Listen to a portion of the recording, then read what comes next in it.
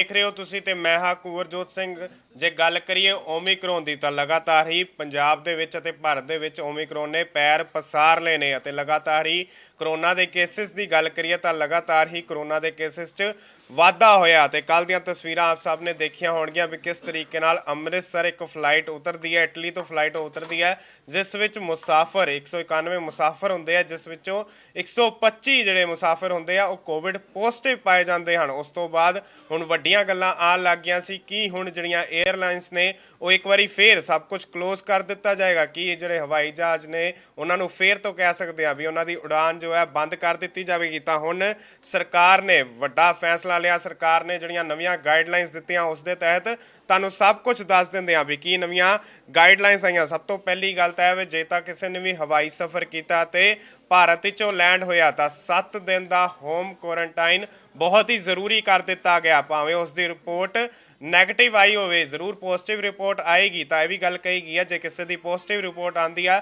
ਤਾਂ ਉਸ ਤੋਂ ਬਾਅਦ ਗਵਰਨਮੈਂਟ ਉਹਨੂੰ ਆਪ ਦੇਖੇਗੀ ਵੀ ਕਿਸ ਹਿਸਾਬ ਨਾਲ ਉਸ ਵਿੱਚ ਕੋਈ ਇੰਪਰੂਵਮੈਂਟ ਆ ਰਹੀ ਹੈ ਜਾਂ ਨਹੀਂ ਇੰਪਰੂਵਮੈਂਟ ਆ ਰਹੀ। ਪਰ ਜੇ ਨੈਗੇਟਿਵ ਰਿਪੋਰਟ ਆਉਂਦੀ ਹੈ ਤਾਂ 7 ਦਿਨ ਦਾ ਹੋਮ ਕੁਆਰੰਟਾਈਨ ਬਹੁਤ ਜ਼ਿਆਦਾ ਜ਼ਰੂਰੀ ਕਰ ਦਿੱਤਾ ਗਿਆ। ਤੇ ਸਭ ਤੋਂ ਪਹਿਲੀ ਗੱਲ ਹੈ ਜੇ ਤੁਸੀਂ ਟਿਕਟ ਵੀ ਬੁੱਕ ਕਰਾਣੀ ਹੈ ਤਾਂ ਉਹ ਵੀ ਤੁਹਾਨੂੰ ਸਾਰਾ ਕੁਝ ਦੱਸਣਾ ਪਵੇਗਾ, ਪੋਰਟਲ 'ਚ ਜਾ ਕੇ ਅਪਲੋਡ ਕਰਨਾ ਪਵੇਗਾ। ਤੇ ਸਭ ਤੋਂ ਵੱਡੀ ਗੱਲ ਇਹ ਆਉਂਦੀ ਹੈ ਆਰੋਗਿਆ ਸੇਤੂ ਐਪ ਹਰ ਕਿਸੇ ਦੇ ਫੋਨ 'ਚ ਹੋਣਾ ਬਹੁਤ ਜ਼ਿਆਦਾ ਜ਼ਰੂਰੀ ਹੈ। ਉਸ ਤੋਂ ਬਾਅਦ ਗੱਲ ਕਰੀਏ ਤਾਂ ਸੁਵਿਧਾ ਪੋਰਟਲ ਤੇ ਜਾ ਕੇ ਤੁਹਾਨੂੰ ਸਭ ਕੁਝ ਅਪਲੋਡ ਕਰਨਾ ਪਵੇਗਾ। ਉਸ ਵਿੱਚ ਦੱਸਣਾ ਪਵੇਗਾ ਵੀ ਪਿਛਲੇ 14 ਦਿਨ 'ਚ ਤੁਸੀਂ ਟਰੈਵਲ ਕੀਤਾ ਤਾਂ ਕਿੱਥੇ ਕਿੱਥੇ ਗਏ ਹੋ, ਕਿਸ ਕਿਸ ਦੇਸ਼ 'ਚ ਤੁਸੀਂ ਟਰੈਵਲ ਕੀਤਾ, ਉਸ ਬਾਰੇ ਵੀ ਸਾਰੀ ਜਾਣਕਾਰੀ ਦੱਸਣੀ ਪਵੇਗੀ। ਅਤੇ ਤੁਹਾਡੇ ਕੋਲ ਕੋਵਿਡ ਰਿਪੋਰਟ, ਜਿਵੇਂ ਕਿ ਪਹਿਲਾਂ ਵੀ ਕਿਹਾ ਗਿਆ ਸੀ, ਜਿਹੜੀ ਕੋਵਿਡ ਨੈਗੇਟਿਵ ਰਿਪੋਰਟ 72 ਘੰਟੇ ਪੁਰਾਣੀ, ਘੱਟ ਤੋਂ ਘੱਟ 72 ਘੰਟੇ ਪੁਰਾਣੀ ਹੋਣਾ ਬਹੁਤ ਜ਼ਿਆਦਾ ਜ਼ਰੂਰੀ ਹੈ। ਇੱਕ ਵਾਰੀ ਤੁਹਾਨੂੰ ਦੱਸ ਦਈਏ ਵੀ ਪਹਿਲਾਂ ਵੀ ਇਹ ਜ਼ਰੂਰੀ ਸੀ ਅਤੇ ਫਿਰ ਇਸ ਵਿੱਚ ਵੀ ਸਪੈਸ਼ਲੀ ਮੈਂਸ਼ਨ ਕੀਤਾ ਗਿਆ ਅਤੇ RT-PCR ਟੈਸਟ ਹੋਣਾ ਬਹੁਤ ਜ਼ਿਆਦਾ ਜ਼ਰੂਰੀ ਹੈ ਕਹਿ ਦਿੱਤਾ ਗਿਆ। ਅਤੇ ਤੁਹਾਨੂੰ ਵੈਬ ਪੋਰਟਲ ਤੇ ਵੀ ਸੁਵਿਧਾ ਪੋਰਟਲ ਜਿਹੜਾ ਬਣਾਇਆ ਗਿਆ, ਸੁਵਿਧਾ ਪੋਰਟਲ ਤੇ ਜਾ ਕੇ ਇਹ ਸਭ ਕੁਝ ਸ਼ੇਅਰ ਕਰਨਾ ਪਵੇਗਾ। ਅਤੇ ਜੇ ਕਿਸੇ ਦੀ, ਜਿਵੇਂ ਕਿ ਤੁਹਾਨੂੰ ਕਿਹਾ, ਜੇ ਕਿਸੇ ਦੀ ਰਿਪੋਰਟ ਜਿਹੜੀ ਪੋਜ਼ਿਟਿਵ ਆ ਜਾਂਦੀ ਆ ਤਾਂ ਉਹ ਸਰਕਾਰ ਆਪ ਦੇਖੇਗੀ, ਸਰਕਾਰ ਆਪ ਦੇਖੇਗੀ। ਅਤੇ 7 ਦਿਨ ਦਾ ਕੁਆਰੰਟਾਈਨ, ਹੁਣ ਹੋਮ ਕੁਆਰੰਟਾਈਨ ਬਹੁਤ ਜ਼ਿਆਦਾ ਜ਼ਰੂਰੀ ਕਰ ਦਿੱਤਾ ਹੈ ਕਿਉਂਕਿ ਗੱਲ ਕਰੀਏ ਲਗਾਤਾਰ ਹੀ ਜਿਹੜੇ ਮਾਮਲੇ ਨੇ ਉਹ ਵੱਧਦੇ ਹੀ ਜਾ ਰਹੇ ਸੀਗੇ। ਪੰਜਾਬ ਵਿੱਚ ਵੀ ਲਗਾਤਾਰ ਕੇਸਿਸ ਵਧਣੇ ਸ਼ੁਰੂ ਹੋ ਜਾਂਦੇ ਹਨ ਅਤੇ ਪੂਰੇ ਭਾਰਤ ਵਰਸ਼ 'ਚ ਵੀ ਕੇਸਿਸ ਵਿੱਚ ਇੱਕੋਦਮ ਵਾਧਾ ਹੁੰਦਾ। ਤਾਂ ਹੁਣ ਸਰਕਾਰ ਨੇ ਇੱਕ ਵੱਡਾ ਫੈਸਲਾ ਲਿਆ, ਉਹਨਾਂ ਨੇ ਇਹ ਗੱਲ ਕਰ ਦਿੱਤੀ ਹੈ। ਜ਼ਰੂਰ ਇਹ ਗੱਲ ਕੱਲ੍ਹ ਦੀਆਂ ਤਸਵੀਰਾਂ ਆਪ ਸਭ ਨੇ ਦੇਖੀਆਂ ਹੋਈਆਂ ਸੀ ਵੀ ਕਿਸ ਤਰੀਕੇ ਨਾਲ ਉੱਥੇ ਲੋਕ ਜਿਹੜੇ ਇਕੱਠੇ ਹੋ ਜਾਂਦੇ ਹਨ, ਜਿਹੜੇ ਉਤਰੇ ਹੁੰਦੇ ਹਨ, ਉਹ ਇਹ ਗੱਲ ਕਹਿ ਦਿੰਦੇ ਆ ਵੀ ਸਾਨੂੰ ਖੱਜਲ ਖੁਆਰ ਕੀਤਾ ਜਾ ਰਿਹਾ। ਜਿਹੜੇ 191 ਉੱਥੇ ਮੁਸਾਫਿਰ ਮੌਜੂਦ ਹੁੰਦੇ ਹਨ ਉਹ ਜ਼ਰੂਰ ਇੰਨੀ ਗੱਲ ਕਹਿ ਦਿੰਦੇ ਨੇ ਵੀ ਖੱਜਲ ਖੁਆਰ ਕੀਤਾ ਜਾਂਦਾ, ਪਰ ਉਹ ਤਸਵੀਰਾਂ ਸਾਰਿਆਂ ਨੇ ਦੇਖੀਆਂ ਸੀਗੀਆਂ ਵੀ ਕਿਸ ਤਰੀਕੇ ਨਾਲ 125 ਮਾਮਲੇ ਉੱਥੇ ਕਰੋਨਾ ਪੋਜ਼ਿਟਿਵ ਪਾਏ ਜਾਂਦੇ ਹਨ। ਜਿਹੜਾ ਇਟਲੀ ਤੋਂ ਅੰਮ੍ਰਿਤਸਰ ਜਹਾਜ਼ ਆਇਆ ਹੁੰਦਾ ਉੱਥੇ ਪੋਜ਼ਿਟਿਵ ਪਾਏ ਜਾਂਦੇ ਹਨ। ਅਤੇ ਉਸ ਨੂੰ ਸਭ ਤੋਂ ਵੱਡੀ ਗੱਲ ਹੈ ਜੇ ਕੋਈ ਵੀ ਵਿਅਕਤੀ ਭਾਵੇਂ ਉਹ ਨੈਗੇਟਿਵ ਵੀ ਆਉਂਦਾ ਤਾਂ ਹੋਮ ਕੁਆਰੰਟਾਈਨ ਬਹੁਤ ਜ਼ਿਆਦਾ ਜ਼ਰੂਰੀ ਕਰ ਦਿੱਤਾ ਗਿਆ। ਅਤੇ ਪਹਿਲਾਂ ਸਭ ਕੁਝ ਵੈਬ ਪੋਰਟਲ ਤੇ ਜਾ ਕੇ ਤੁਹਾਨੂੰ ਆਪਣੀ ਪੂਰੀ ਇਨਫੋਰਮੇਸ਼ਨ ਪਹਿਲਾਂ ਵੈਬ ਪੋਰਟਲ ਤੇ ਜਾ ਕੇ ਭਰਨੀ ਪਵੇਗੀ, ਪੂਰੀ ਜਾਣਕਾਰੀ ਭਰਨੀ ਪਵੇਗੀ, ਵਿੱਚ ਹੀ ਤੁਹਾਨੂੰ ਕੋਵਿਡ ਰਿਪੋਰਟ ਵੀ ਦੱਸਣੀ ਪਵੇਗੀ, ਆਪਣਾ ਸਭ ਕੁਝ ਸਾਰੀ ਜਾਣਕਾਰੀ ਟੋਟਲੀ ਤੁਹਾਨੂੰ ਦੱਸਣੀ ਪਵੇਗੀ। ਤੇ ਤੁਹਾਨੂੰ ਦੱਸ ਦਈਏ ਵੀ ਇਹ ਜੋ ਸਭ ਕੁਝ ਹੈ 11 ਜਨਵਰੀ ਤੋਂ ਲਾਗੂ ਹੋ ਜਾਏਗਾ ਤੇ ਉਸ ਤੋਂ ਬਾਅਦ ਅਗਲੇ ਕਿਹਾ ਗਿਆ ਵੀ ਅਗਲੇ ਆਦੇਸ਼ਾਂ ਤੱਕ ਇਹ ਉਸ ਤਰੀਕੇ ਨਾਲ ਹੀ ਲਾਗੂ ਰਹੇਗਾ। ਤੇ ਸਭ ਇਹ ਵੀ ਗੱਲ ਕਹਿ ਦਿੱਤੀ ਗਈ ਆ ਵੀ ਉੱਥੇ ਸੋਸ਼ਲ ਡਿਸਟੈਂਸਿੰਗ ਵੀ ਮੇਨਟੇਨ ਕਰਨਾ ਬਹੁਤ ਜ਼ਿਆਦਾ ਜ਼ਰੂਰੀ ਹੋ ਗਈ ਹੈ। ਇਹ ਵੀ ਸਭ ਕਿਹਾ ਗਿਆ ਵੀ 에ਅਰ ਜੇ ਟਰੈਵਲ ਹੋਏਗਾ ਤਾਂ ਉੱਥੇ ਜਹਾਜ਼ਾਂ ਦੇ ਵਿੱਚ ਵੀ ਸੋਸ਼ਲ ਡਿਸਟੈਂਸਿੰਗ ਮੇਨਟੇਨ ਕੀਤੀ ਜਾਵੇਗੀ। ਜਿਵੇਂ ਕਿ ਪਹਿਲਾਂ ਹੁੰਦਾ ਸੀਗਾ ਵੀ ਇੱਕ ਇੱਕ ਸੀਟ ਛੱਡ ਕੇ ਬਿਠਾਇਆ ਜਾਂਦਾ ਸੀ, ਹੁਣ ਗੱਲ ਇਹ ਆਉਂਦੀ ਆ ਵੀ ਹੁਣ ਕੰਪਨੀਜ਼ 'ਤੇ ਆਉਂਦਾ ਵੀ ਕਿ ਉਹ ਵੱਡਾ ਫੈਸਲਾ ਲੈਂਦੀਆਂ ਨੇ ਕਿ ਨਹੀਂ ਲੈਂਦੀਆਂ, ਪਰ ਇਹ ਜ਼ਰੂਰ ਗਵਰਨਮੈਂਟ ਨੇ ਗੱਲ ਕਹਿ ਦਿੱਤੀ ਆ। ਤੇ ਜਿਵੇਂ ਕਿ ਤੁਹਾਨੂੰ ਕਿਹਾ ਵੀ RT-PCR ਟੈਸਟ ਜਿਹੜਾ 72 ਘੰਟੇ ਪੁਰਾਣਾ ਹੋਣਾ ਬਹੁਤ ਜ਼ਿਆਦਾ ਜ਼ਰੂਰੀ ਹੈ। ਅਤੇ ਆਰੋਗਿਆ ਸੇਤੂ ਐਪ ਵੀ ਹੋਣੀ ਫੋਨ 'ਚ ਬਹੁਤ ਜ਼ਿਆਦਾ ਜ਼ਰੂਰੀ ਆ। ਅਤੇ ਇੱਕ ਗੱਲ ਇਹ ਵੀ ਕਹਿ ਦਿੱਤੀ ਆ ਵੀ ਜਦੋਂ ਤੱਕ ਤੁਹਾਡਾ ਟੈਸਟ ਦੀ ਰਿਪੋਰਟ ਨਹੀਂ ਆਉਂਦੀ, ਜਦੋਂ ਤੁਸੀਂ ਏਅਰਪੋਰਟ 'ਤੇ ਉਤਰਦੇ ਹੋ ਉੱਥੋਂ ਟੈਸਟ ਦੀ ਰਿਪੋਰਟ ਨਹੀਂ ਆਉਂਦੀ, ਉਦੋਂ ਤੱਕ ਤੁਹਾਨੂੰ ਏਅਰਪੋਰਟ 'ਤੇ ਹੀ ਰਹਿਣਾ ਪਵੇਗਾ। ਕੱਲ੍ਹ ਦੀ ਤਸਵੀਰਾਂ ਸਾਰਿਆਂ ਨੇ ਦੇਖੀਆਂ ਸੀ ਵੀ ਕਿਸ ਤਰੀਕੇ ਨਾਲ ਉੱਥੇ ਕਹਿ ਸਕਦੇ ਹਾਂ ਵੀ ਇੱਕ ਵਾਰੀ ਮਾਹੌਲ ਵੀ ਥੋੜ੍ਹਾ ਜਿਹਾ ਖਰਾਬ ਹੋ ਗਿਆ ਸੀਗਾ। ਤਾਂ ਉਸ ਕਰਕੇ ਇਹ ਨਵੀਆਂ ਗਾਈਡਲਾਈਨ ਗਾਈਡਲਾਈਨਸ 'ਚ ਸਪੈਸ਼ਲੀ ਲਿਖਿਆ ਗਿਆ ਵੀ ਤੁਹਾਨੂੰ ਸਭ ਕੁਝ ਜੋ ਹੈ ਉੱਥੇ ਰੁਕਣਾ ਪਵੇਗਾ, ਤੁਹਾਨੂੰ ਪਹਿਲਾਂ ਰੁਕਣਾ ਪਵੇਗਾ, ਤੁਹਾਡੀ ਟੈਸਟ ਦੀ ਰਿਪੋਰਟ ਜਦੋਂ ਤੱਕ ਨਹੀਂ ਆਉਂਦੀ ਤੁਹਾਨੂੰ ਉੱਥੇ ਹੀ ਵੇਟ ਕਰਨੀ ਪਵੇਗੀ ਅਤੇ ਉਸ ਤੋਂ ਬਾਅਦ ਵੀ ਤੁਹਾਨੂੰ ਜਿਹੜੇ ਹੈ ਹੋਮ ਕੁਆਰੰਟਾਈਨ ਹੋਮ ਆਈਸੋਲੇਸ਼ਨ 'ਚ ਰਹਿਣਾ ਪਵੇਗਾ ਅਤੇ ਜੇ ਕੋਈ ਪੋਜ਼ਿਟਿਵ ਆਉਂਦਾ ਤਾਂ ਪੋਜ਼ਿਟਿਵ ਰਿਪੋਰਟ ਨੂੰ ਅੱਗੋਂ ਲੈਬਸ ਦੇ ਵਿੱਚ ਭੇਜ ਦਿੱਤਾ ਜਾਏਗਾ।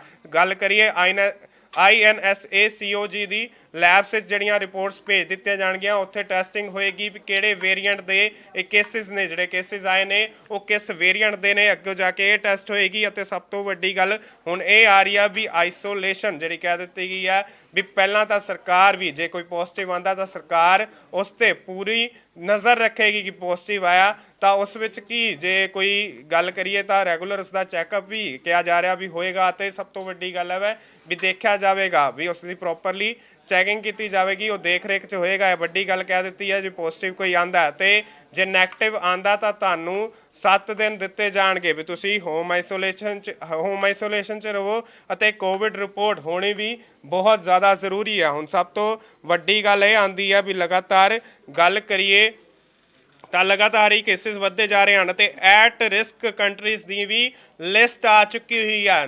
ਤੁਹਾਨੂੰ ਦੱਸ ਦਈਏ ਵੀ 19 ਨਾਮ ਦੱਸੇ ਗਏ ਆ। ਹੁਣ ਤੁਹਾਨੂੰ ਇਹ ਵੀ ਦੱਸ ਦਿੰਦੇ ਹਾਂ ਵੀ ਉਹ ਕਿਹੜੇ ਦੇਸ਼ ਨੇ ਜਿਹੜੇ ਇਸ ਸਮੇਂ ਐਟ ਰਿਸਕ ਤੇ ਆ ਜਿੱਥੇ ਓਮਿਕਰੋਨ ਵੇਰੀਐਂਟ ਲਗਾਤਾਰ ਹੀ ਵੱਧ ਰਿਹਾ। ਸਭ ਤੋਂ ਪਹਿਲਾ ਨਾਮ UK ਦਾ ਲਿੱਤਾ ਗਿਆ, ਯੂਨਾਈਟਿਡ ਕਿੰਗਡਮ 'ਚ, ਅਤੇ ਦੂਜਾ ਨਾਮ ਗੱਲ ਕਰੀਏ ਤਾਂ ਸਾਊਥ ਅਫਰੀਕਾ ਜਿੱਥੇ ਓਮਿਕਰੋਨ ਦਾ ਪਹਿਲਾ ਕੇਸ ਪਾਇਆ ਗਿਆ ਸੀ। ਪਹਿਲਾ ਕੇਸ ਉੱਥੋਂ ਸਾਹਮਣੇ ਆਉਂਦਾ ਨਵੰਬਰ ਦੇ ਵਿੱਚ, ਪਹਿਲਾ ਕੇਸ ਸਾਹਮਣੇ ਆਉਂਦਾ ਅਤੇ ਹੁਣ ਦੇਖ ਸਕਦੇ ਹੋ ਵੀ ਕਿਸ ਤਰੀਕੇ ਨਾਲ ਪੂਰੇ ਸੰਸਾਰ ਵਿੱਚ ਓਮਿਕਰੋਨ ਵੱਧ ਗਿਆ ਹੋਇਆ। ਤੇ ਸਾਊਥ ਅਫਰੀਕਾ 'ਚ ਇੱਕ ਟਾਈਮ ਇਹੋ ਜਿਹਾ ਆਇਆ ਸੀ ਕਿਉਂਕਿ ਸਾਊਥ ਅਫਰੀਕਾ 'ਚ ਲਗਾਤਾਰ ਇੱਕ ਦਿਨ ਦੇ ਵਿੱਚ 25,000 ਕੇਸਿਸ ਆਣੇ ਸ਼ੁਰੂ ਹੋ ਗਏ ਸਨ।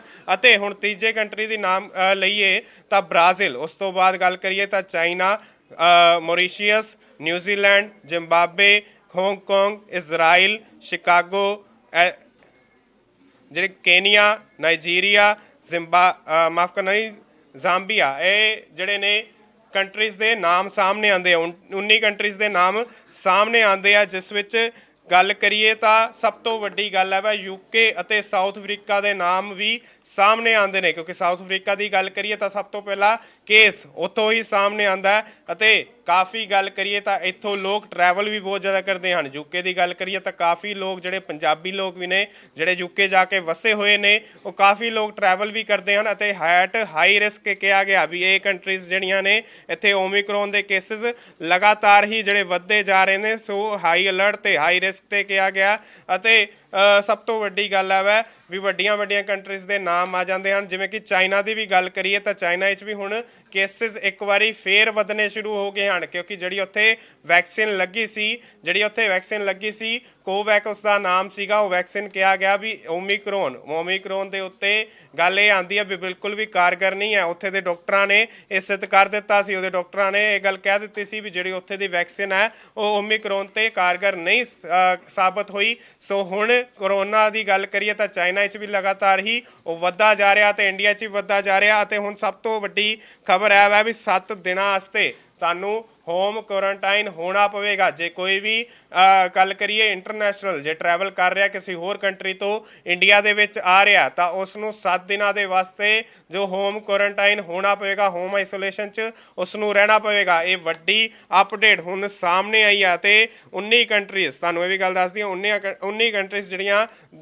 ਦੇ ਨਾਮ ਹੁਣ ਸਾਹਮਣੇ ਆ ਗਏ ਨੇ ਵੀ ਇਹਨਾਂ ਕੰਟਰੀਜ਼ ਵਿੱਚੋਂ ਜੇ ਕੋਈ ਵੀ ਆਉਂਦਾ ਤਾਂ ਹਾਈ ਰਿਸਕ ਮਤਲਬ ਉਹਨੂੰ ਪ੍ਰੋਪਰਲੀ ਹਾਈ ਰਿਸਕ ਤੇ ਇਹ ਜਿਹੜਾ ਸਰਕਾਰ ਨੇ ਇੰਡੀਅਨ ਗਵਰਨਮੈਂਟ ਨੇ ਇਹ ਵੱਡੀ ਗੱਲ ਕਹਿ ਦਿੱਤੀ ਹੈ ਵੀ ਹਾਈ ਰਿਸਕ ਤੇ ਇਹ 19 ਕੰਟਰੀਜ਼ ਨੇ, 19 ਕੰਟਰੀਜ਼ ਦੇ ਨਾਮ ਨੇ ਜਿਹੜੇ ਹਾਈ ਰਿਸਕ ਦੇ ਕੰਟਰੀਜ਼ ਨੇ ਕਿਉਂਕਿ ਇਹਨਾਂ ਕੰਟਰੀਜ਼ ਵਿੱਚ ਲਗਾਤਾਰ ਗੱਲ ਕਰੀਏ ਤਾਂ ਕਰੋਨਾ ਦੇ ਮਾਮਲੇ ਵੱਧਦੇ ਹੀ ਜਾ ਰਹੇ ਹਨ ਅਤੇ ਭਾਰਤ ਭਰ 'ਚ ਵੀ ਕਰੋਨਾ ਦੇ ਮਾਮਲਿਆਂ ਦੀ ਗੱਲ ਕਰੀਏ ਤਾਂ ਲਗਾਤਾਰ ਹੀ ਇੱਕੋ ਦਮ ਹੀ ਉਸ ਵਿੱਚ ਹਾਈਪ ਵੀ ਆਉਂਦਾ। ਅਤੇ ਹੁਣ ਸਭ ਤੋਂ ਵੱਡੀ ਖਬਰ ਇਹ ਹੈ ਵੀ ਹੁਣ ਹੋਮ ਆਈਸੋਲੇਸ਼ਨ 'ਚ ਰਹਿਣਾ ਪਵੇਗਾ। 7 ਦਿਨ ਵਾਸਤੇ ਹੋਮ ਆਈਸੋਲੇਸ਼ਨ 'ਚ ਉਸ ਵਿਅਕਤੀ ਨੂੰ ਰਹਿਣਾ ਪਵੇਗਾ ਜਿਹੜਾ ਇੰਟਰਨੈਸ਼ਨਲ ਟਰੈਵਲ ਕਰਕੇ ਇੰਡੀਅਨ ਏਅਰਪੋਰਟ ਤੇ ਕਿਸੇ ਵੀ ਏਅਰਪੋਰਟ ਤੇ ਉਤਰਦਾ। ਪਹਿਲਾਂ ਤਾਂ ਉਸ ਦੀ ਟੈਸਟਿੰਗ ਹੋਏਗੀ ਅਤੇ ਟੈਸਟਿੰਗ ਦੀ ਰਿਪੋਰਟ ਵਾਸਤੇ ਉਸ ਨੂੰ ਵੇਟ ਕਰਨੀ ਪਵੇਗੀ ਅਤੇ ਉਹਨੂੰ ਵੱਖ-ਵੱਖ ਐਪਸ ਵੀ ਭਰਨੀਆਂ ਪੈਣਗੀਆਂ। ਵੱਖ-ਵੱਖ ਐਪਸ ਤੇ ਅਤੇ ਪੋਰਟਲਸ 'ਚ ਗਵਰਨਮੈਂਟ ਪੋਰਟਲ ਤੇ ਜਾ ਕੇ ਸਭ ਕੁਝ ਦੱਸਣਾ ਪਵੇਗਾ ਵੀ ਪਿਛਲੇ 14 ਦਿਨ 'ਚ ਉਸਨੇ ਕਿਹੜੇ ਦੇਸ਼ 'ਚ ਟਰੈਵਲ ਕੀਤਾ ਅਤੇ ਕਿਹੜੇ ਦੇਸ਼ 'ਚ, ਜਿਵੇਂ ਤੁਹਾਨੂੰ ਦੱਸਿਆ ਹੈ ਵੀ ਜਿਹੜੀਆਂ ਕੰਟਰੀਜ਼ ਹਾਈ ਅਲਰਟ ਤੇ ਹੈ, ਕਿੱਥੇ ਉਹਨਾਂ ਦੇਸ਼ਾਂ 'ਚ ਤਾਂ ਉਸਨੇ ਟਰੈਵਲ ਨਹੀਂ ਕੀਤਾ, ਉਸ ਤੋਂ ਬਾਅਦ ਹੀ ਉਹ ਇੱਥੇ ਟਰੈਵਲ ਕਰ ਸਕਦਾ, ਇੰਡੀਆ 'ਚ ਆ ਸਕਦਾ ਹੈ, ਵੱਡੀ ਗੱਲ ਕਹਿ ਦਿੱਤੀ ਗਈ ਆ।